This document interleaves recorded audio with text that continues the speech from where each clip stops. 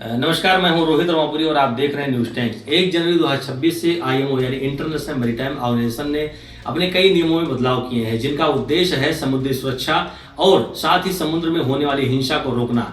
और ये बदलाव जो हो रहे हैं ये आने वाले वैश्विक समुद्री के लिए बहुत ही महत्वपूर्ण होने वाले हैं और इसका असर सभी जहाज़ों पर, सभी प्रकार के जो श्रेणी के जहाज हैं उन सब पर इसका असर देखने को मिलेगा और कहीं ना कहीं जहाज कप्तानों की भूमिका इसमें अहम होगी। आप हमारे इस वीडियो में आईएमओ से जुड़े उन सभी चीज़ों के बारे में जान सकते हैं जिसको लेकर के आईएमओ 1 जनवरी 2026 से अपने नए बदलाव को कर रहा है। 1 जनवरी 2026 से बदल जाएंगे समुद्री नियम। आईएमओ के नए सख्त मानक लागू, कप्तान की जिम्मेदारी कई गुना बढ़ेगी। जहाजों की सुरक्षा, नाविकों के प्रशिक्षण और उपकरणों पर पड़ेगा सीधा असर। अंतर्राष्ट्रीय समुद्री संगठन इंटरनेशनल मैरीटाइम ऑर्गेनाइजेशन ने वैश्विक शिपिंग उद्योग के लिए बड़े बदलावों का ऐलान किया है। 1 जनवरी 2026 से आईएमओ के कई नए नियम और संशोधन लागू हो जाएंगे। इनका असर दुनिया भर में चलने वाले मालवाहक, यात्री और विशेष श्रेणी के जहाजों पर पड़ेगा। इन बदलावों का मुख्य उद्देश्य समुद्री सुरक्षा को मजबूत करना, हादसों को कम करना और नाविकों की कार्यस्थल को सुरक्षित व अनुशासित बनाना है। नए नियमों के साथ ही जहाज के कप्तान की भूमिका और जिम्मेदारी पहले से कहीं अधिक अहम हो जाएगी। सोलास में बड़े संशोधन। आईएमओ ने सोलास यानी कि safety of life at sea convention और उससे जुड़े अनिवार्य कोड्स में अहम संशोधन किए हैं।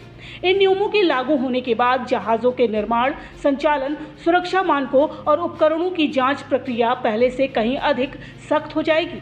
इसका सीधा असर शिप ओनर्स, ऑपरेटर्स और क्वालिफिकेशन सोसाइटीज के साथ साथ कप्तान की जवाबदेही पर भी पड़ेगा। आईएमओ ने सोलास रेगुलेशन सेकंड 1/3 लागू करते हुए जहाज़ों पर लगे क्रेन, विंच और अन्य लिफ्टिंग उपकरणों के लिए कड़े सुरक्षा मानक तय किए हैं। अब इन उपकरणों के डिज़ाइन, इंस्टॉलेशन, टेस्टिंग, रखरखाव और मार्किंग अंतर्राष्ट्रीय नियमों के अनुसार अनिवार्य होगी। खास बात यह है कि ये नियम नए ही नहीं बल्कि पुराने जहाज़ों पर लगे उपकरणों पर भी लागू होंगे, जिनके लिए नियमित निरीक्षण और प्रमाणन जरूरी होगा। ऐसे में किसी भी तकनीकी खामी की स्थिति में सीधी जिम्मेदारी कप्तान पर तय की जा सकेगी। आईएमओ ने समुद्री सुरक्षा को देखते हुए सोलास चैप्टर 5 के तहत नया नियम अपनाया है। यदि किसी जहाज से कंटेनर समुद्र में गिर जाता है या कोई तैरता हुआ कंटेनर दिखाई देता है तो उसकी तुरंत रिपोर्टिंग अनिवार्य होगी। ये जानकारी नज़दीकी जहाज़ों को, तटीय देश को और फ्लैग स्टेट को देनी होगी।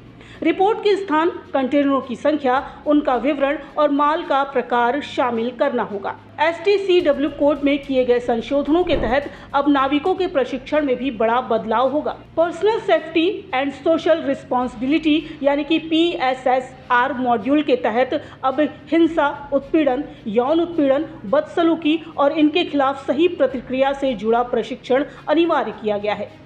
ये ट्रेनिंग अब बेसिक सेफ्टी ट्रेनिंग का हिस्सा होगी। जहाज पर अनुशासन और सुरक्षित माहौल बनाए रखना अब कप्तान की नेतृत्व क्षमता का अहम पैमाना माना जाएगा। फायर फोम में PFOS पर रोक।